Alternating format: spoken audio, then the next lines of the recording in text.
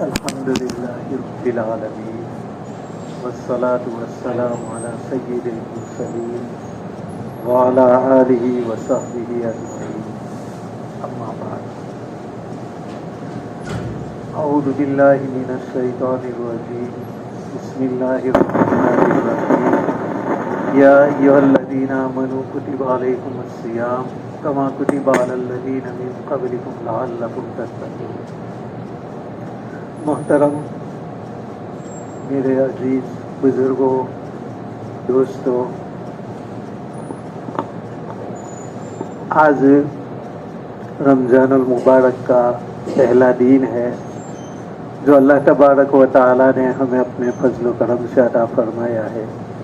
بہت سارے لوگ آج سے پہلے اپنی قبروں کے اندر چل بسے، جن کو گزشتہ رمضان میں معلوم بھی نہیں تھا کہ آئندہ رمضان ہمارا ہاتھ آئے گا کہ نہیں، لیکن اللہ تبارک و تعالی نے ہم پر کرم فرمایا، اور اسی لیے ہمارے نبی کریم صلی اللہ علیہ وسلم رمضان آنے سے پہلے رجب اور شعبان کے اندر یہ دعا کرتے تھے کہ اللہم بارک لنا فی رجب و شعبان و بلغنا رمضان، کہ یا اللہ ہم کو رجب اور شعبان کے اندر برکت دے اور رمضان تک پہنچا دے۔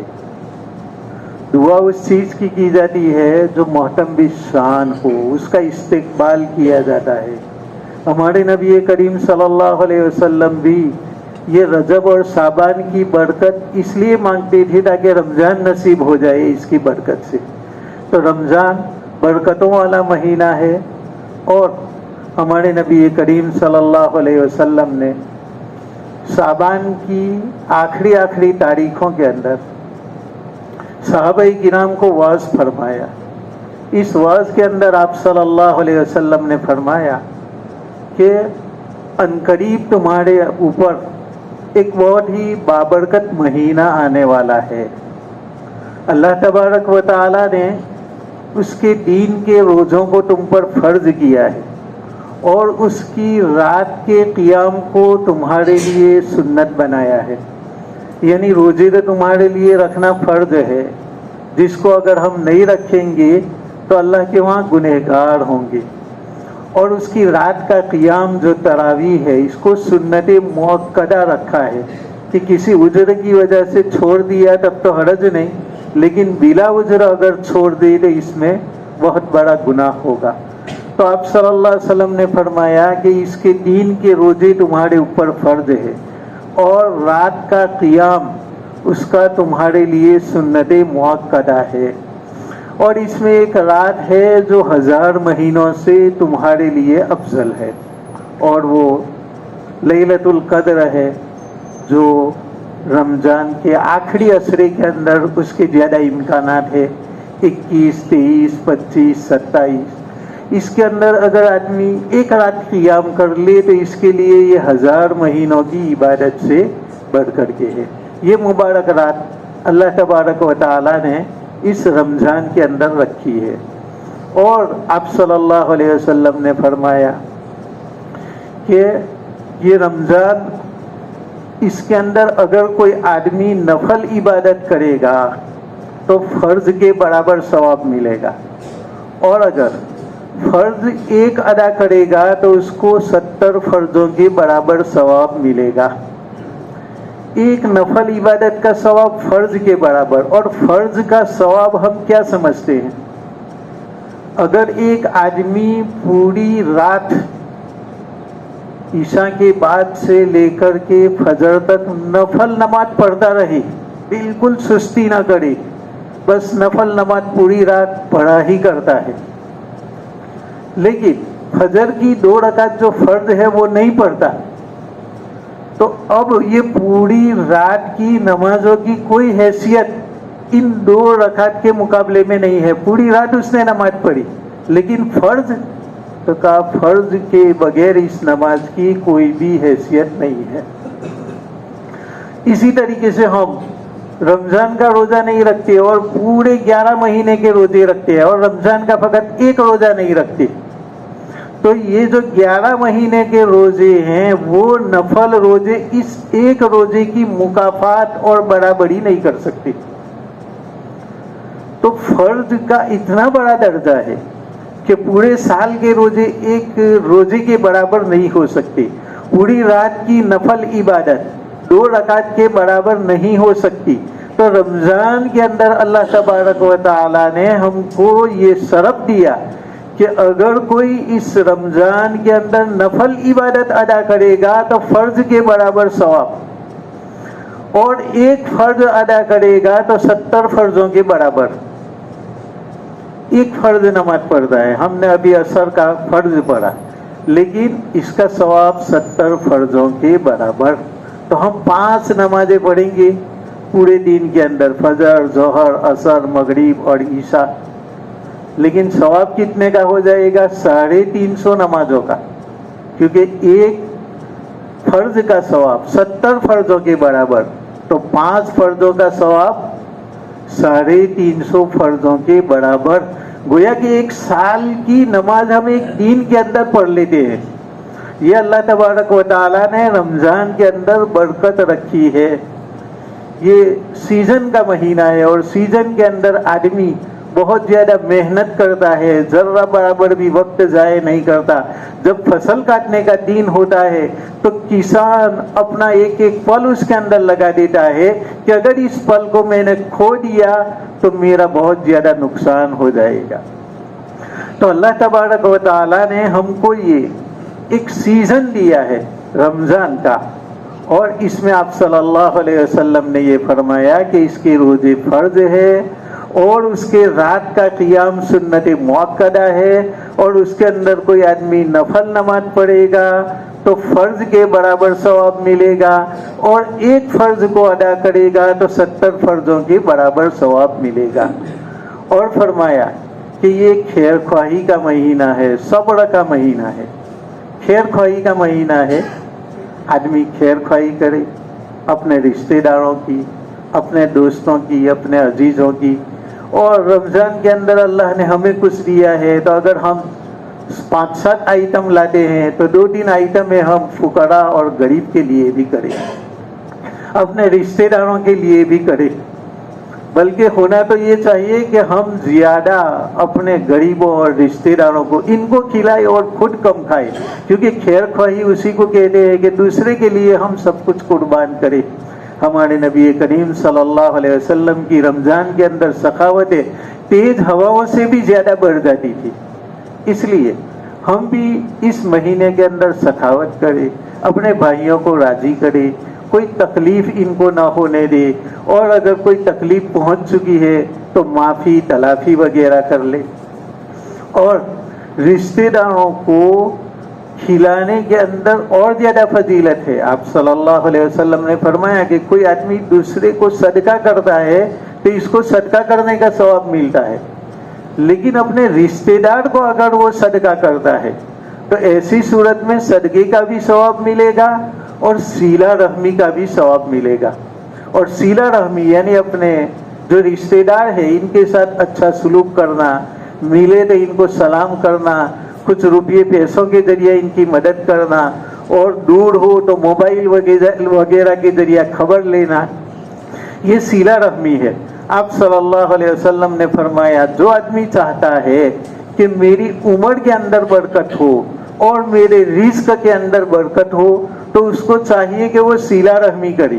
آدمی صلہ رحمی کرے گا، رشتہ داروں کے ساتھ ان کی خیر خبر پوچھے گا، ان کو راضی کرے گا اور ان کی دعوت وغیرہ کرے گا، تو عمر کے اندر بھی برکت ہوگی اور ہمارے مال کے اندر بھی برکت ہوگی. اور رمضان کے اندر اگر یہ کام کریں گے تو اس کا اجر و ثواب 70 گنا بڑھ جائے گا. اس لیے رمضان میں ہم اس کام کو زیادہ کریں. آج کل ہم یہ سمجھتے ہیں کہ بھائی صدقہ کرنا یہ تو اجنبی کے اوپر ہوتا ہے، بھائی کو صدقہ کریں گے تو کیا ثواب ملے گا، بہن کو صدقہ کریں گے تو کیا، یہ سمجھتے ہیں کہ یہ تو اندر اندر ہے. تو نبی کریم صلی اللہ علیہ وسلم نے فرمایا کہ بھائی جو اندر اندر کرتا ہے یہ ڈبل اجر و ثواب رکھتا ہے. تم تو یہ سمجھ رہے ہو کہ اس میں کیا ثواب، بھائی کو دیا بہن کو دیا، نہیں، اس میں ہی ڈبل ثواب ہے.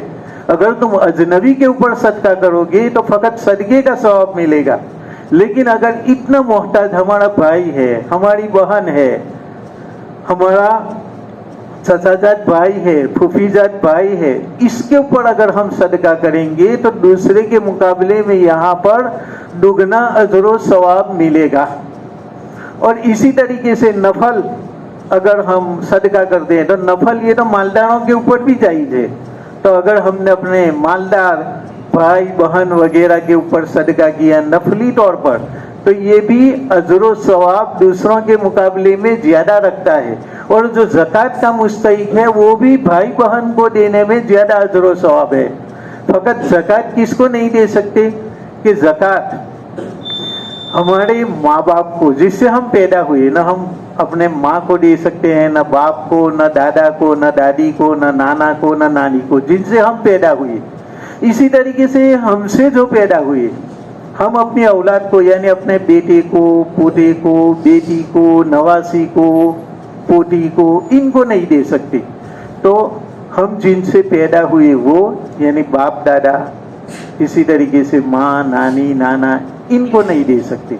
और हमसे जो पैदा हो यानी हमारा बेटा पोता परपोता, बेटी पोती, नवासी, इनको नहीं दे सकते।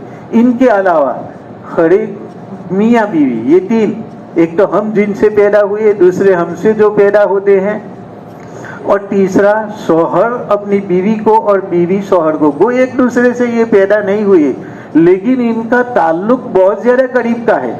मियाँ बीवी का ताल्लुक बहुत ज्यादा करीब का है, दोनों हमेशा जिंदगी भर साथ रहते हैं, इसलिए ये भी एक दूसरे को सदका और ज़कात नहीं दे सकते।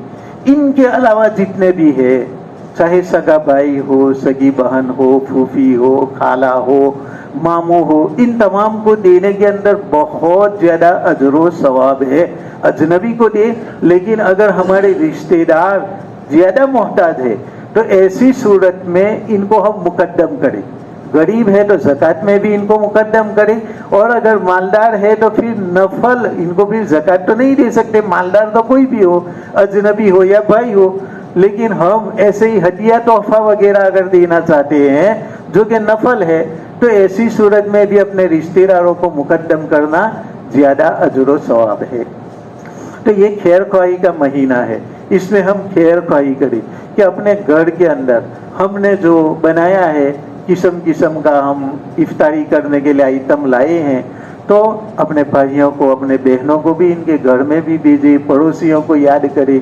ये खैर ख्वाही का महीना है। और दूसरा फरमाया कि ये सब्र का महीना है। हाँ, सब्र का महीना है।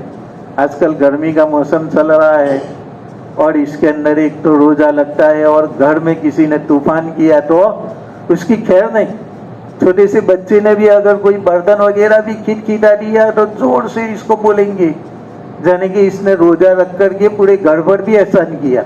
आप सल्लल्लाहु अलैहि वसल्लम ने फरमाया कि नहीं, ये सब्र का महीना है, किसी को झिड़को मत, जरा भी कुछ हो गया इसको झिड़क देते हैं। और बीवी को तो गोया कि झिड़कना अपना हक समझते हैं, और इधर उधर कोई मोहल्ले में कोई जरा भी खेलता है तो गालियां, बकवास और ये सब कुछ करते हैं। गोया कि इसने रोजा रखा तो सारे गांव वालों पर एहसान कर दिया कि किसी को आवाज भी नहीं करने की, जरा भी। घर में भी आवाज निकाली तो गुस्से हो जाते हैं, बीवी बच्चों को भी मारने के लिए ले आते हैं। नहीं, ये सब्र का महीना है, सब्र करे, सब कुछ होगा घर के अंदर। घर है तो इसके अंदर बर्तन की आवाज भी आएगी, बच्चा भी रोएगा, इसलिए ये सब्र का महीना है। सब्र से काम ले, किसी के ऊपर गुस्सा वगैरह न करे। तो हमारे नबी करीम सल्लल्लाहु अलैहि वसल्लम ने फरमाया कि ये सब्र का महीना है और ये खैर ख्वाही का महीना है। इसलिए इस रमजान को हमें गुजारना है इस तरीके पर कि ये सीजन का महीना है। एक चीज का अगर किसी को 1 रुपये के 70 रुपये मिले तो हम दूर दूर तक वहां पर जाते हैं कि भाई टंकारिया में अगर हमें 1 रुपये के 70 रुपये मिलते हैं तो हम जाएंगे वहां पर।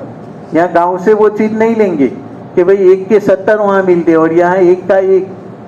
तो हम दूर दराज का सफर करते हैं तो अल्लाह तबारक व तआला ने रमजान के महीने में 1 का हमको 70 दिया है, तो हम ज्यादा से ज्यादा कोशिश करें नफली इबादतों की। और इसके अंदर रमजान शरीफ के अंदर कुरान से ज्यादा लगाव है। कुरान मजीद में है शहरु रमजान अल्लज़ी उन्ज़िला फ़ीहिल कुरान, کہ یہ وہ مہینہ ہے جس کے اندر قرآن مقدس نازل ہوا، اور اس قرآن مقدس کو بتلایا ہدی للناس، لوگوں کے لیے ہدایت ہے، وبینات من الہدی والفرقان، اور ہدایت کی صریح دلیلیں ہیں، اور حق و باطل کے درمیان تفریق کرنے والا ہے۔ تو قرآن مجید کے نزول کے لیے اللہ تبارک و تعالیٰ نے رمضان کا انتخاب فرمایا، تو قرآن مجید کو خاص مناسبت ہے رمضان کے ساتھ، اس لیے بزرگان دین اس میں اہتمام کرتے تھے دوڑ کرنے کی۔ بہت سارے اللہ والے دین میں ایک دوڑ کرتے تھے، رات میں ایک دوڑ کرتے تھے، اور پورے رمضان کے اندر 7 دوڑ اور ایک تراویح کا 61 دوڑ کرتے تھے۔ اور ہمارے نبی کریم صلی اللہ علیہ وسلم جبرائیل کے ساتھ یدارسہ درس کرتے تھے، یعنی آپ صلی اللہ علیہ وسلم پڑھتے اور جبرائیل امین سنتے، اور کبھی جبرائیل امین پڑھتے اور آپ صلی اللہ علیہ وسلم سنتے، اس طریقے سے یہ دوڑ ہوتا تھا۔ اس لیے ہم بھی اس مہینے کے اندر زیادہ سے زیادہ اہتمام کریں قرآن شریف کی تلاوت کا۔ قرآن کا ایک حرف پڑھتے ہیں تو 10 نیکیاں، یہ تو عام قانون ہے، اور رمضان میں 70 گنا بڑھایا جاتا ہے تو پھر 700 گنا ہو جائے گا۔ تو ہمارا ایک ایک پل قرآن مجید کی تلاوت کے اندر گزرے، اس کا بھی ہم اہتمام کریں۔ روزانہ ہم ہر نماز کے بعد کوشش کریں کہ ایک ایک پارہ پڑھے، ایک ایک پارہ اگر نہیں پڑھ سکتی تو یہ کوشش کریں کہ پورے دن کے اندر ایک پارہ سوا پارہ، یہ تو ہمارا ہونا ہی چاہیے۔ اور اسی طریقے سے قرآن مجید سمجھنے کے لیے یہ جو مبارک مجلس ہے اس کا اہتمام کرے، کیونکہ رمضان میں قرآن مجید کے ساتھ ایک خاص ربط ہوتا ہے۔ اسی لیے یہ درس قرآن کی مجلس بھی اسی لیے رکھی جاتی ہے کہ رمضان کے اندر اس سے روحانیت اور زیادہ بڑھتی ہے، اور دنوں کے مقابلے میں رمضان میں یہ جلدی سے سمجھ میں بھی آتا ہے، اس لیے ہم اس کا بھی اہتمام کریں۔ انشاءاللہ روزانہ 25 منٹ سے آدھا گھنٹہ، بس 25 منٹ میں کوشش کریں گے کہ اس کو پورا کر لیں۔ تو اتنا وقت ہم قرآن مجید کو سمجھنے کے لیے گزاریں گے۔ تو قرآن دعوت دیتا ہے افلا یتدبرون القرآن، کہ کیا تم قرآن میں غور و فکر نہیں کرتے، اس میں تم تدبر نہیں کرتے۔ تو قرآن تدبر کی تعلیم دیتا ہے، تو یہ جو درس قرآن ہے وہ قرآن کو سمجھنے کے لیے ہے۔ تو ہم اپنی کوشش کر کے قرآن پاک کا ترجمہ بھی پڑھے، قرآن پاک کی تفسیر بھی پڑھے، اور ایسے حلقے جہاں پر لگتے وہاں خاص طور پر زیادہ توجہ کے ساتھ سننے کی کوشش کرے، کیونکہ حلقوں کے اندر جو برکت ہوتی ہے وہ ذاتی مطالعے کے اندر ہوتی نہیں ہے۔ اس لیے مطالعہ بھی کرے اور ان حلقوں کا بھی اہتمام کرے۔ تو اللہ تبارک و تعالی ہمیں قرآن مجید کو سمجھنے کی توفیق عطا فرمائے گا۔ اور یہ رمضان کا بابرکت مہینہ ہے جس میں آپ صلی اللہ علیہ وسلم نے فرمایا کہ اس میں 5 خصوصیتیں ایسی دی گئی کہ جو اور لوگوں کو یہ خصوصیتیں نہیں دی گئی۔ پہلی خصوصیت کہ روزے دار کے منہ کی بو اللہ کو مشک سے زیادہ پسندیدہ ہے، اس کے منہ سے بو آتی ہے۔ اس بو کی بنا پر پڑوس والے کو تو ناگوار ہوتا ہے، لیکن اللہ تبارک و تعالیٰ کو یہ خوشبو مشک سے بھی زیادہ پسندیدہ ہے۔ یہ جو ہم بو سمجھ رہے ہیں یہ، کیونکہ محبوب کی بو بھی اچھی لگتی ہے، کوئی ہمارا محبوب ہو، اس سے اگر پسینہ بھی نکلے تو ہمیں بہت زیادہ اچھا معلوم ہوتا ہے۔ تو روزہ رکھنا یہ اللہ کا پسندیدہ عمل ہے۔ اب اس بھوک کی بنا پر جو بدبو نکلتی ہے یہ بدبو اللہ کی عبادت کی علامت ہے، اس لیے یہ مشک سے بھی زیادہ پسندیدہ ہے۔ اور دوسری خصوصیت کہ سمندر کی مچھلیاں بھی روزے دار کے لیے دعا کرتی ہے۔ سمندر کی مچھلیاں، مچھلی چھوٹی سے چھوٹی بھی ہوتی ہے بالکل، اور مچھلی دیکھنے جائے تو بھینس اور بیل سے بھی بڑی بڑی ہوتی ہے۔ تو مچھلیاں اس لیے کہا کہ چھوٹی سی مخلوق بھی اور بڑی سی مخلوق بھی یہ سمندر میں روزے دار کے لیے دعا کرتی ہے، اور یہ دعا اس لیے کرتی ہے کہ ان روزے دار کی بنا پر یہ دنیا قائم ہے۔ اس لیے وہ بھی سمجھتے ہیں کہ ہمیں اگر باقی رہنا ہے تو ان روزے داروں کے لیے دعا کرنی چاہیے، ان کی بقا سے ہماری بھی بقا ہے۔ اور تیسرا तीसरी खुसूसियत कि रमज़ान के पहले ही दिन से जन्नत को सजाया जाता है, यहाँ तक कि जब आखिरी दिन आ जाता है तो अल्लाह तबारक व ताला इस रोज़ेदार की मग़फ़िरत कर देते हैं। सहाबा किराम ने पूछा कि क्या ये लैलतुल कद्र है? फरमाया नहीं, लैलतुल कद्र में तो बहुत ज़्यादा मग़फ़िरत होती है, लेकिन जब जन्नत को सजाया जाता है और आखिरी रात तक इसको सजाया गया और इस आदमी ने, रोजेदार ने, जिसके लिए जन्नत सजाई गई, इसने रोजे रखे, तो मजदूर की मजदूरी यही है कि मजदूरी पूरी करने से पहले इसको बदला दिया जाए। तो इसने चूंकि रमजान के रोजे रखे इसलिए उसकी मग़फ़िरत कर दी जाती है। और चौथा बतलाया कि सर्कस शयातीन को कैद कर लिया जाता है, जितने सर्कस शयातीन, क्योंकि शयातीन का जोर ज्यादा होता है। तो अल्लाह तबारक व ताला फरिश्तों को हुक्म देते हैं कि ये शयातीन को तुम कैद कर लो ताकि मेरे बंदों के रोज़ों को वो खराब न करे। अब अल्लाह ताला की इतनी मेहरबानी, और दिनों में जो हमसे गुनाह होते हैं उमूमन इस रमज़ान के अंदर ऐसा नहीं होता और गुनाहों से बचना आसान हो जाता है, क्योंकि सर्कस शयातीन कैद कर लिए जाते हैं। हाँ, फिर जिसने तबीयत ही अपनी शैतानी बना रखी है तो फिर इसको रमज़ान के बावजूद कोई असर होता नहीं है, वरना अल्लाह तबारक व ताला ने सर्कस शयातीन को कैद कर लिया। अब हम कुछ मेहनत करें और हम कुछ अपने नफ्स के ऊपर जोर दें तो अब नफ्स हमारा शरारत से बहुत जल्दी दूसरी जानिब हट जाएगा। लेकिन अगर हम नफ्स की जानिब तवज्जो ही नहीं देते और अपने ख्यालात में रहते हैं तो भले शयातीन कैद हो गई, लेकिन अपना नफ्स जो साल भर तक हमने शैतान के पीछे लगा रखा उसी के पीछे फिर पड़ा रहता है। इसलिए हमें नफ्स के ऊपर मेहनत करनी चाहिए। तो शयातीन को कैद कर लिया गया और नफ्स को मिटाने के लिए अल्लाह तबारक व ताला ने रोजा रखा है कि इसकी बिना पर नफ्स पर कंट्रोल आ जाता है। और पांचवी खुसूसियत ये बयान की कि रमज़ान ख़त्म होने से पहले पहले अल्लाह तबारक व ताला इसकी मग़फ़िरत फरमा देता है। तो ये खुसूसियत है अल्लाह तबारक व ताला ने हमारे लिए रखी है, तो हमें इस रमज़ान की कदर करनी चाहिए और इसके रोज़ों का खूब ज़्यादा एहतिमाम करना चाहिए और एक घड़ी भी हमसे ज़ाय ना हो, बल्कि इसके अंदर 4 कामों की, आप सल्लल्लाहु अलैहि वसल्लम ने फरमाया कि 4 कामों की कसरत करो। एक है कलीमा तय्यबा और दूसरा है इस्तिग़फ़ार, ला इलाहा इल्लल्लाह मुहम्मदुर रसूलुल्लाह और अस्तग़फिरुल्लाह अल्लज़ी ला इलाहा इल्ला हुवल हय्युल क़य्यूम व अतूबु इलैह। तो कलीमा तय्यबा और इस्तिग़फ़ार इसकी कसरत करें। और दूसरी 2 चीज़ें कि जन्नत को तलब करें और दोज़ख से पनाह मांगे। तो इन 4 चीज़ों को करना है, पहला कलमा, इस्तिग़फ़ार और जन्नत को तलब करना है और जहन्नम से हमें पनाह मांगना है। अल्लाह तबारक व ताला ने इस रमज़ान के 3 असरे बनाए हैं। पहला असरा है मग़फ़िरत का, पहला असरा है रहमत का और दूसरा बख्शिश और मग़फ़िरत का और तीसरा जहन्नम से खलासी का।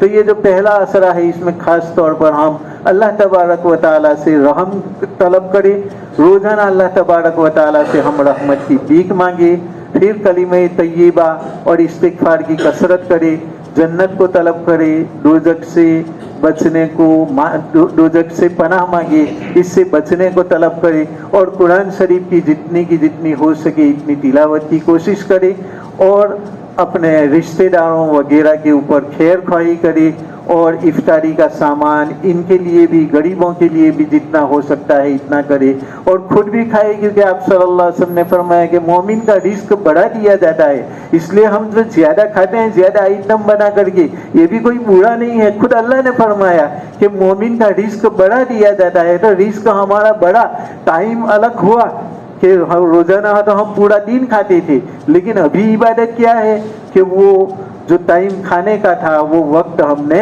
बदल दिया और फिर हम इफ्तार करते हैं तो बिल्कुल ऐसे टाइम पर कि अब पूरे दिन हम भूखे रहे। इसलिए आप सल्लल्लाहु अलैहि वसल्लम ने फरमाया लिस्साइमी फरहतान, रोजेदार के लिए 2 खुशियां हैं, एक खुशी इफ्तार के वक्त और एक खुशी अल्लाह के पास जाने के वक्त। इफ्तार के वक्त खुशी होगी क्योंकि पूरे दिन हम भूखे रहे, अब खाना हमारा तबीई तकाजा है और तबीई तकाजा अल्लाह के हुक्म के मुताबिक, تو پھر یہ ایک خوشی کہ ہمارا طبعی تقاضا بھی پورا ہو رہا ہے اور ہماری خوشی بھی پوری ہو رہی ہے. اور دوسری خوشی تو ملے گی جب کہ ہم اللہ کے پاس جائیں گے. جب اللہ کے پاس ہم جائیں گے تو اللہ تبارک و تعالیٰ لوگ تو بھی حساب و کتاب میں ہوں گے اور جو روزے دار ہوں گے ان کو اللہ تعالیٰ عرش کے سائے کے نیچے ان کا دسترخوان لگائے گا. لوگ پوچھیں گے کہ یا اللہ ابھی ہم تو حساب و کتاب میں, یہ کون لوگ ہیں ان کے لیے دسترخوان لگ گیا؟ اللہ فرمائیں گے کہ جب یہ لوگ رمضان آتا تھا تو یہ کھانے پینے سے رک جاتے تھے اور تم ایسے لوگ تھے کہ رمضان کی قدر نہیں کرتے تھے, کھاتے پیتے رہتے تھے, اس لیے آج تم حساب و کتاب کے اندر ہو. اور یہ رمضان کے وقت میں بھوکے پیاسے رہتے تھے, اس لیے آج یہ ہماری طرف سے دعوت کے اندر ہے. تو افطار کے وقت بھی اس کو خوشی ملے گی اور اللہ کے وہاں بھی اس کو خوشی ملے گی. اس لیے ہم خصوصی طور پر روزوں کا اہتمام کریں, نمازوں کا اہتمام کریں, گھر والوں کے ساتھ شفقت کے ساتھ پیش آئے, غصہ وغیرہ کسی کے اوپر نہ کرے, اور گھر والوں کو بھی یہ تلقین کرے کہ بھائی نمازیں ہمیں 5 وقت کی پڑھنا ہے, تلاوتیں کرنا ہے. یہ نہیں کہ پورا دن بس رمضان کی تیاری میں, ایک ہفتہ پہلے رمضان کی تیاری اور پھر پورا دن بھی رمضان کی تیاری. ارے اصل رمضان کی تیاری افطاری کا سامان نہیں ہے, یہ ہے. تو ٹھیک ہے تم نے جو پہلے تیاری کر لی تو اب عصر کے بعد کا وقت تیاری میں لگاؤ. بقیہ وقت کے اندر گھر والوں کو بھی سمجھاؤ کہ اصل ہماری تیاری نمازوں کے اندر ہے, قرآن مجید کی تلاوت کے اندر ہے, روزوں کے اندر ہے, شفقت مہربانی وغیرہ کے اندر ہے. تو اس طریقے سے ہم پورا رمضان کا مہینہ عبادت کے اندر, تلاوت کے اندر, ذکر و اذکار کے اندر گزارنے کی کوشش کریں. اللہ تبارک و تعالی ہمیں اچھی طریقے سے رمضان کی قدردانی کی توفیق عطا فرمائے. تھوڑی دیر دعا کر لیں. سبحان اللہ والحمد للہ ولا الہ الا اللہ واللہ اکبر ولا حول ولا قوة الا باللہ العلی العظیم. اللہم صل علی سیدنا و نبینا مولانا محمد وبارک وسلم. لا الہ الا انت سبحانک انی کنت من الظالمین. لا الہ الا اللہ الحلیم الکریم. سبحان اللہ رب العرش العظیم والحمد للہ رب العالمین. نسألک موجبات رحمتک وعزائم مغفرتك والغنیمة من كل بر والسلامة من كل إثم. اللهم لا تدع لنا ذنبا إلا غفرته ولا هما إلا فرجته ولا دينا إلا قضيته ولا مرضا إلا شفيته ولا حاجة هي لك رضا إلا قضيتها يا أرحم الراحمين. یا اللہ یا رحمان یا رحیم یا ارحم الراحمین یا ارحم الراحمین یا ارحم الراحمین. تو نے اپنے فضل و کرم سے ہمیں رمضان کا یہ مبارک مہینہ عطا فرمایا ہے. یا اللہ ہم تو اس لائق نہیں تھے کہ اتنے مقدس رمضان کے مہینے کو پا سکے, لیکن یا اللہ تو نے اپنی رحمت سے ہم کو یہ فضل سے اپنا یہ رمضان کا مہینہ عطا فرمایا ہے. یا اللہ جب تو نے اتنی مہربانی کی ہے تو اب ہمیں رمضان کی قدردانی کی توفیق عطا فرما دے, اس کے ایک ایک لمحے کو اچھی طریقے سے وصول کرنے کی توفیق عطا فرما دے. اور یا اللہ رمضان کا مہینہ تیرے نبی صلی اللہ علیہ وسلم نے جس طریقے سے گزارا ہے اس طریقے سے ہمیں گزارنے کی توفیق عطا فرما. ہمارے نبی کریم صلی اللہ علیہ وسلم کی ایک ایک سنت پر عمل کرنے کی توفیق عطا فرما. ہمارے نبی کریم صلی اللہ علیہ وسلم کو راضی کرنے والے اعمال کرنے کی توفیق عطا فرما. یا اللہ 100% نبی کریم صلی اللہ علیہ وسلم کی اتباع نصیب فرما, 100% سنتیں ہمیں عطا فرما. اور ہمارے نبی کریم صلی اللہ علیہ وسلم نے جس طریقے سے رمضان گزارا ہے, جس طریقے سے سخاوتیں کی ہے, جس طریقے سے آپ نے قرآن مجید کی تلاوت فرمائی ہے, جس طریقے سے آپ نے امت کے ساتھ ہمدردی اور خیر خواہی فرمائی ہے, یا اللہ اسی طریقے سے ہم کو رمضان کے روزے گزارنے کی توفیق عطا فرما. یا اللہ تجھے راضی کرنے والے اعمال کرنے کی توفیق عطا فرما. اور یا اللہ اچھی طریقے سے رمضان کا استقبال کرنے کی توفیق عطا فرما. یا اللہ ہمیں دل و جان سے رمضان کا استقبال کرنے والا بنا دے, دل و جان سے ہمیں رمضان سے راضی فرما دے, دل و جان سے ہمیں روزے رکھنے کی توفیق عطا فرما دے, دل و جان سے ہمیں تلاوت کرنے کی توفیق عطا فرما دے, ذکر و اذکار کی توفیق عطا فرما دے. اور یا اللہ پڑوسیوں کے ساتھ اور رشتہ داروں کے ساتھ حسن سلوک کرنے کی توفیق عطا فرما دے, خیر خواہی کرنے کی توفیق عطا فرما دے. اور یا اللہ تلاوتوں میں ہمیں لذت عطا فرما دے. یا اللہ تیری محبت عطا فرما دے. یا اللہ خوب زیادہ شوق اور لذت کے ساتھ تلاوت کرنے کی توفیق عطا فرما۔ یا اللہ ایسا نہ ہو کہ ہم قرآن تو پڑھ رہے ہو لیکن ہمارے دل اس کے اندر لگ نہ رہے ہو، اور یا اللہ ہم اس سے بے توجہی برت رہے ہو اور قرآن ہم پر لعنت کر رہا ہو۔ یا اللہ اس سے ہم تیری پناہ مانگتے ہیں۔ یا اللہ تو قرآن کو لذت کے ساتھ پڑھنے کی توفیق عطا فرما، اور یا اللہ تلاوت لذت کے ساتھ کرنے کی توفیق عطا فرما، اور یا اللہ تمام عبادتوں کو لذت کے ساتھ کرنے کی توفیق عطا فرما، اور شوق و رغبت کے ساتھ بھوک اور پیاس برداشت کرنے کی توفیق عطا فرما۔ یا اللہ اس کے اندر ہمیں تیری محبت اور تیری رضا عطا فرما، اور یا اللہ ہر قسم کی تکالیف کو برداشت کرنا ہمارے لیے آسان بنا دے، اور روزوں کو رکھنا بہت زیادہ آسان بنا دے، اور یا اللہ ہمارے مالوں میں خوب زیادہ برکت عطا فرما، اور یہ روزی روزگار میں خوب زیادہ برکت عطا فرما، اور یا اللہ ہماری دنیا بھی بہتر بنا، آخرت بھی بہتر بنا، اور یا اللہ ہم تمام کو تندرستی عطا فرما۔ ہم میں سے جو بیمار ہیں ان کو شفا عاجلہ کاملہ دائمہ مستمرہ عطا فرما، اور جو مر چکے ہیں یا اللہ ان تمام کی مغفرت فرما، ہمارے تمام مرحومین کی مغفرت فرما، اور یا اللہ یا رحمان یا رحیم ہمارے آقا انعامدار محمد رسول اللہ صلی اللہ علیہ وسلم نے خیر کی لائن سے جو مانگا ہے وہ ہمیں عطا فرما، اور جن شرور و فتن سے پناہ چاہیے اس سے ہمیں بھی پناہ عطا فرما۔ وصلی اللہ تعالی علی سیدنا محمد وعلی آلہ وصحبہ اجمعین برحمتک یا ارحم الراحمین والحمد للہ رب العالمین۔